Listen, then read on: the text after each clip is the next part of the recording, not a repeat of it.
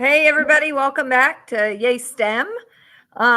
Today, we want to talk about challenges. We had an awesome time at the HEC conference 2 weeks ago, had a great bunch of people. So hopefully some of you guys are out there. And some of the feedback we got back was, how do we deal with a variety of different challenges in our classroom, from funding our STEM activities to engaging every type of student to how do we get people to connect with us? So those will be our topics today. You can see Dana's a turkey today, and Carissa is dressed up for NASA, so she'll tell us a little bit about that today. And so here we go. So as we talked about challenges to connect, the three of us are huge on connections. That's how we met. That's how we've become partners in the classroom, and now doing these online and working at conferences. But we kind of geared, there's like three different things that we wanted to kind of talk with you about today. Number one, connecting with your colleagues in your building, as well as in your district and in your community. I think sometimes the hardest part's with your colleagues to get them on board to what you're doing. And so we want to talk a little bit about that. We want to talk about how we connect with careers. This is a big push that at our high school that we're doing with State of Indiana, kind of changing the pathways to graduate. And so how do we get these kids experience and understanding what careers are like? I think they have one idea in their head, and it's not always what the career's like. So big push in our building to get them out, to job shadow, to get people in. So we're going to talk a little bit about that. And then how can we make the world a smaller place and bring people into our rooms? So I thought maybe today, Chris, a good start. She had an awesome connection today at school. We did. We hosted the International Reading Space Station with our first grade book buddies. So all of fourth grade participated and all of first grade participated. And they came up to our community in shifts, and we just had a great time together exploring books. But the connection I made with a space expert wouldn't have been possible, honestly, had I not jumped on Twitter a year ago and met some amazing people there and made some amazing connections. One of them, Andy Knieven from Flip. And so he's just been a wealth of knowledge. So I reached out to him and said, I need to find someone in space, someone with NASA or an astronaut, someone who can be my expert. And so he totally delivered. We met with Subhash today. He is in a picture here down the road in the slides, but it was just amazing. He posted a flip to the kids and kind of talked about his connection in STEM and space, and he's in New Zealand right now. And I just think, oh my goodness, without reaching out and asking the question, I would have never made that connection. So as educators, we really just have to be brave enough to ask the question, to make these connections that could be life-changing for these kids, and life-changing for us, because it could totally change the way we instruct and we, teach certain topics down the road. And I'll talk about one of these other pictures on here really quickly. The bottom left, you can see a little girl. That's her mom. She works at Eli Lilly. I started something about 5 years ago in the classroom, and I just called it Career Chats, where I invite parents and I ask, hey, does your career have something to do with STEM? Can you come and tell the kids about your career? Because let's face it, I'm a mom. We're all moms here, and I don't think our kids really know what we do on a day-to-day basis. And so it's a great chance for parents to come in and feel connected into the classroom. But, she works at Lilly, and she has this great career, helping with medicines and making medicines. And the things she could talk about with the kids are really out of my league of what I can talk about and what it's like to have a job in that field. So we just started Career Chats in the classroom for this year, but over the years, we've heard from engineers and scientists and doctors and people that, serve on the board at the town of Plainfield. And just, it's really amazing when you ask the willingness of parents to want to be connected into your classroom.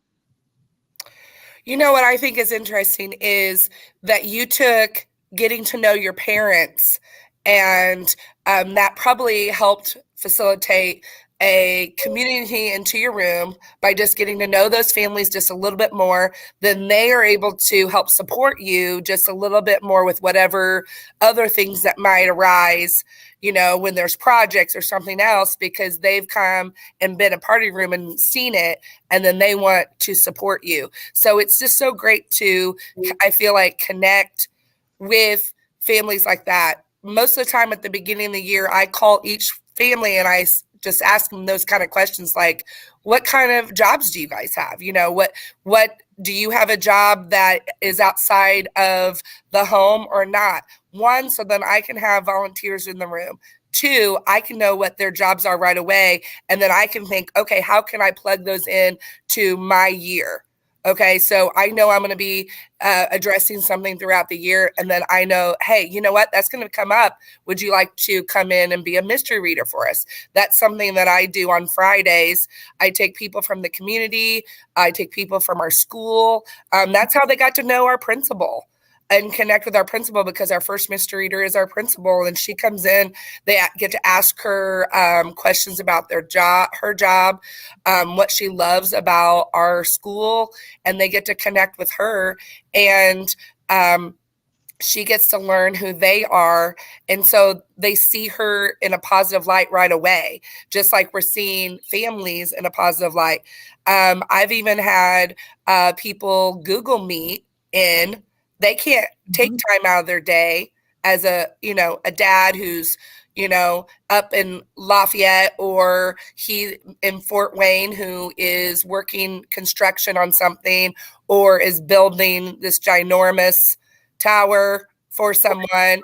And I've had people go live, like we Google met them at their construction site, or in their doctor's office, or at their facility, their plant, or whatever. And that's been great. We could just see what that looks like and what tools they need to use, and that kind of thing. So it's just really, I think it's great to connect that way with families. I think that's awesome that you do those career chats. That sounds so catchy and amazing. Also, I think with the way that we've, Elena's talked about, that we've connected, the three of us, by helping each other in our classrooms. And the picture on the right with the pumpkin, they are carrying that pumpkin because high school students came. They had to design a way to carry this pumpkin and work together and collaborate with only using one string each. They each got a string. They had to figure out how to carry it. The high school students helped facilitate that, so we didn't have any busted pumpkins. But it was just nice to have other people working with them and helping them connect. And there's another picture of one of our friends from the high school working with students throughout our elementaries. The careers piece, I think, is so important in the high school. They're so close to the next step. And unlike when the three of us went to college, it's so expensive. There's no time to explore, right? We might've been okay to go an extra semester. They can't do it. And so I had a really neat thing happen this week on connections. I have a young man, he's a senior. I had him last year in human body systems. And he told me at the end of last year, I really think I want to be a physical therapist. I really think I want to be a physical therapist. What do you think? And I sat down with he and his mom and said, look, he's got to really take a hard senior year to be prepared academically. I said, but I really want him to go and make sure this is what he wants to do. So we have in our community, we have a parent that owns a physical therapy company, and got him in. I called the man that owns it, the father of several of our students, and he got him in. And so this young man, Mason, goes, he observes, loved it. They hired him to work there, part-time job. He's now working with patients. And this week he found out he got direct admit into physical therapy school at University of Evansville. This is all because he was able to write, I know, on his resume, I have this experience. And all we have to do is ask. I never have parents say no. So we got a few things here we want to share. Dana, you want to start with this first one? Yes, that's Elaine and I last Friday when her students came and worked in our room. We had live grasshoppers, and the students helped direct my students in the anatomy of a grasshopper and take the body parts apart. And Chris's daughter was even here through HOSA, and mine was too, and it was just so fun. This is Keep Indiana Learning's website. You can go to this, and if you and it shows you all of these connections throughout Indiana that you can connect with and send emails to people for different resources that you need. Krista even had an awesome, amazing experience by using this. Isn't this how you got your paleontologist to come? So yeah, I connected paleontology. I had a space connection on there. I just think that it's great that Keep Indiana Learning and then the STEM Synergy section of Keep Indiana Learning put this resource list together. And so we have it linked up ready for you guys later in the presentation just to grab with a QR code, but it is an excellent resource. And this weekly dives, I just love it.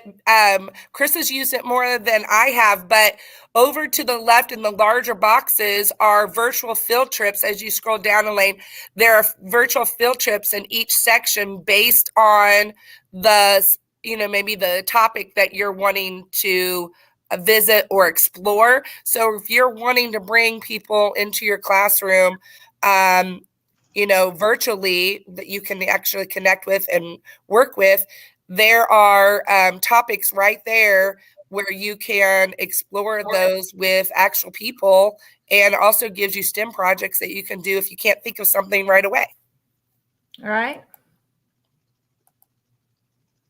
All right, Carissa, how about this one?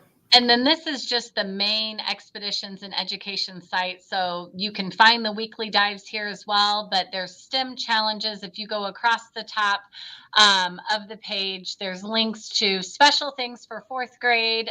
We've talked before about how fourth grade is the Every Kid Outdoors year. So if you know any fourth grade teachers, or you are a fourth grade teacher, this is the special year that all of your fourth graders get in free for an entire year.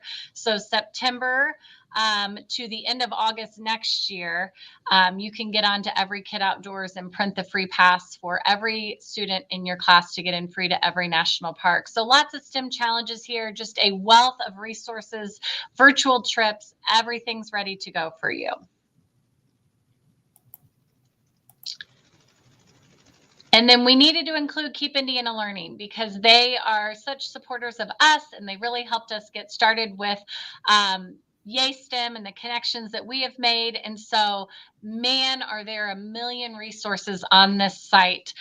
You can go through and look for things that are happening live, and recorded events, and upcoming seminars, and upcoming presentations, summer workshops, just anything and everything. What I love most about Keep Indiana Learning is that they are truly trying to take educators in the state of Indiana and give them a platform to share their expertise. So definitely check out their site. And then also, I can't not mention Flip and these live Flip events that my students have been a part of over the years. So this link just goes to the events, past events that are on demand right now, upcoming events. You can connect with authors. My students connected with Steph Curry, connect with people in the music industry. I mean, just bringing timely people on to share really high interest information with our students. And then just using Flip as a whole for kids to be able to have their voice heard is just amazing. So if you're not using Flip, we certainly challenge you to do so. Yeah, and I think that Flip is one of those that is usable at every level, right? I can do it with the high school kids. It's a quick way for me to get an assessment on them when I don't have the time in class to talk to everyone. But literally last Friday, you guys, I was there with Dana. Her kids pull up. They're in the first grade. They're 7. They pulled up their little Flip and told us all about the grasshoppers and how they're camouflaged. I mean, it is an amazing tool, and Chris has really shown us a lot of ways that it can be used beyond just give us back some feedback. It's just real quick connection, this bottom right picture. So this is the newest I Survive book that Lauren Tarshish that Lauren Tarshis has out. And so my students participated in the Flip Live event a couple weeks ago. Actually, when we were at the HEC conference, it was a live event and they gave a shout out to my class. My kids went nuts. Afterwards, Publisher or Scholastic contacted me and asked if our class picture, could be used in a Publisher's Weekly article that just came out. And so these kids see what happens when you ask questions and you reach out and you connect with people. I mean, they think that connecting with, an author like Lauren Tarshis is just something that could never be possible. She has messaged our class back, and it's just amazing. Even to me as an adult who's been doing this for 20 years, that, man, why wasn't I doing this 20 years ago? We have the means now with technology, and people cannot wait to help educators. There is something about helping teachers and helping the future of our world. People can't wait to help. So we just have to ask. I think that's a great point, Carissa, because we've been doing this for over 20 years, right? Like but we've tried to grow. So I think we've started with something. So like if you are a teacher and you're like, oh my goodness, this is so overwhelming. How did they incorporate all of these things? We're just trying to give you resources of how to get started. Maybe you do one thing and you want it to grow a little bit more. So you try something else for a few months, or you try to connect with someone different that you haven't connected with before for, this next time you're going to do an activity. And then you're like, wow, that was a lot easier than I thought. Now I can build it for something else. And that's kind of what we're doing. We're just kind of putting more things into our tool bag as much as possible, so then we can grow as well. Yeah. Okay. So the second thing we really wanted to talk about today was something that we got a lot of feedback at HEC over, a lot of questions about how do you get every child to engage? And, the three of us, you just want to see us just go crazy is when other teachers say, I can't do STEM because my kids don't behave well enough. Like, it drives us bonkers. STEM isn't a reward. Do the STEM, and by doing it, your kids will be better engaged and better behavior. So we kind of brainstorm. We have all types of kids that benefit from STEM, whether they're kids that have trouble sitting still, or our highest achievers sometimes don't like STEM as much. They want to be told the right answer so that they can just know what to do to get it right. Kids that come from different backgrounds, different experiences. I know at the high school, it's very hard for a kid that moves in mid-year, that moves I get almost every year a kid that's moved from a whole different state and has a different background and a different life experience than our kids, in a very different place in their academic career. Kids that have attendance issues, that they are either have chronic illness or have just gotten away with staying home too much. They can come back in, jump in a STEM activity and not feel like I have no idea what's going on. And then I am a huge proponent that STEM is the great equalizer for students with IEPs, students with ELLs, multi-language learners. More and more guidance is putting students that are English as a second language students in my room, because the experience in STEM allows them to understand better these challenging science things.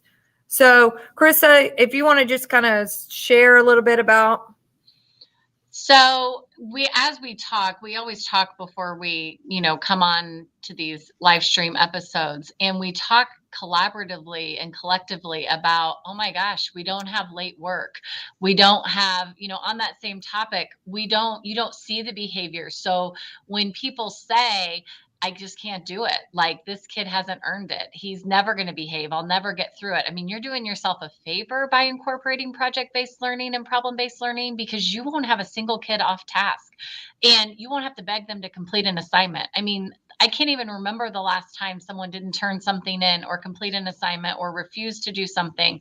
I mean, and we're talking kids now going above and beyond. They can't wait to learn beyond the walls of the classroom. So now you're getting them so excited about it. They're doing like what Elaine said. They're going out and getting jobs in these fields and researching further because you've ignited the spark. They're so passionate now.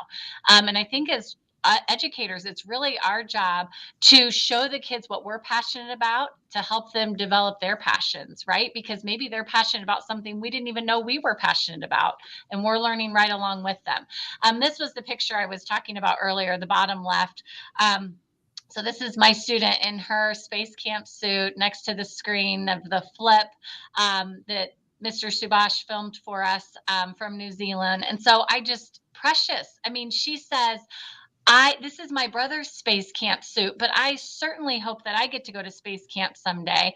He's in New Zealand and he's talking about connections and setting up something in Antarctica. I mean, my kids have so many questions for him now. And then the bottom right, this little girl in my class, this is her face every time investigating something new. And I just carry my phone in my hands all day long because this is what I want to capture. Yeah. This was our STEM partner, Mr. Breen, came last week, and he was talking about the science behind the chemistry behind hand warmers. And, the kids just take for granted that they take a hand warmer. They have no idea how it works. They put it in their pocket and instantly they're warm. And so he took them on the journey of, heating pads that use electricity to transfer to heat, and how these hand warmers work and how you can buy reusable hand warmers. And so there was a reusable hand warmer he had where it's activated by just kind of pressing on one of the corners and it just instantly got warm. And this is her face after she's holding this thing. And so I joked, I'm like, oh my gosh, these kids are adding these things to their list. You know that it's coming, like birthdays, just but this is what I love. This picture captures STEM education to me so much, just the awe and the inspiration behind what you can bring to them in the classroom. I think up on the top right, one reason I put that picture is because that group is filled with one of my highest students, a student that lived most of her life in India and is now living in America, and a student with that is attention deficit and labeled, and another student who is the lowest student in my class. They're all there, all engaged and looking at what the results might be. Was their prediction correct? Did they have the right hypothesis? Is it going to have some reaction? So then they can go ahead and write about it. So I just think that is great. It's for everyone. Yeah, and the top left hand, those are obviously my kids. The two young ladies on the left have been in America 4 years or less. Kashak in the middle, she was over at Dana's on Friday. She's amazing. She wants to be a doctor, and she's learned English in 4 years, and she'll do it. And Ashba, who's standing there with her, wants to go into dermatology, and she'll do it. They're gritty and they work hard. And part of why they were successful in very high level science is because it was hands-on. They got to explore, and then they could go home and look up words. And, they've come up with ways to help with the language piece. And both of them, it's very interesting. Both of them, when I had them as freshmen, hated giving presentations. So something like Flip took the stress out of it, where they created a video. But now, when we go to Hosa State this year, both of them are planning to do research poster and give a speech while they're there, which is amazing. Before we flip, hey, Dana, why don't you tell everybody where you got all your lab coats? I think this is absolutely adorable. Oh, okay. Well, that was something when we start talking about things that are economically friendly or just asking for help. All of my students have a lab coat, and I have like a hook where they can hang them. But basically, they're just men's shirts that I just started putting out. Who's got, does anybody have? I put it on Facebook. I put it on our corporation chat line, just different things like that. Any old men's shirts that you don't want, I don't care the size. Hand them over, I'll take them. And so some of them have a few stains, but we put more stains on them by doing the activities we do. And so when they feel like they want to, that they're going to be doing more experiments that day, then sometimes they'll just go and put their lab coat on or their goggles and get ready to start the journey. Yeah. I just love that. Okay, so one of the other things that came up at HEC was how do we provide for this? Now, none of us have a budget. We have nothing, right? And so money, though, is always a concern. We are very blessed, or, ironically, because of COVID, all kids have a computer at our school now, which has been a game changer. But I know that there's schools where kids probably still don't have computers. There may be places where there's no Wi-Fi or broadband, and we have students that go home and don't have Wi-Fi. But we just want to kind of open it up, how we get the materials that we need to do STEM, and some ideas how you can do it. Like I said, I ask a lot. So, and like Krista pointed out, if you just ask, somebody maybe have it. A lot of times I'll put in my newsletters, these are some things that I'm looking for. If you're not using it at your home, send it to me. Let me be your trash collector, right? Like, I want your recyclables, and I usually have a list always going of, frozen pizza boxes, any kind of boxes that are similar to that strength that the kids can cut themselves, and if your toilet paper tubes, your tubes from your paper towels, just send me those things. Also, we're doing a project where they're going to design their own glasses that go with, if they were an animal, what kind of eyes they would have, kind of thing. And so I just said, hey, does anybody have sunglasses that they're ready to throw out? Send them in. Maybe the lens popped out, whatever. So I just usually put it in my newsletter, just different things that I need. Most of the time, I receive something to help with the, how many I need. But the other thing is, I tend to use the dollar store a lot, of course. Most people do that. I need batteries right now for an activity that I was telling Lane about. So I'm just going to ask, and whatever I don't receive, I'll just go and pick up for just spend a couple dollars, but maybe I'll have enough to get started. So. And I think about a lot of the things we do in STEM being connected to the real world. So we were chatting the other day, and Dana needed sunflowers for their sunflower investigation. So she reached out and she got even more sunflowers than she needed. A lot of times technology, the creation piece, using programs and software online, creating flyers in Canva. My students in my Gears Club, my after school STEM club, they just basically from start to finish took our entire school on a journey from, collecting supplies for the Hendricks County Animal Shelter, to distributing the supplies, to bringing the shelter to us for an adoption event. We partnered with Plainfield Police Department, and just seeing a project through where they didn't really need anything to build with, because STEM is such real world learning. And so using technology and using those things, sometimes you don't need actual objects. I love what Dana says, though, just asking. I know I'm a parent. I would love to get rid of stuff at my house. So if it's something that a teacher could use, I would gladly send it in with my child. But then recyclables and, building prototypes, and the whole notion that it doesn't have to work. The kids understand that a prototype is not the working model. And so I love the piece where it is rooted in real world. And so you don't need a bunch of expensive things to make it happen. Yeah. And I think that, again, the connection piece, for anyone out there in a district that, similar to ours, where you're close together, your high school is going to have a lot of materials. So like, there's a lot of things that we do with the young kids that, like, Carissa will say, hey, Elaine, can I borrow your meter sticks? Can I keep your meter sticks?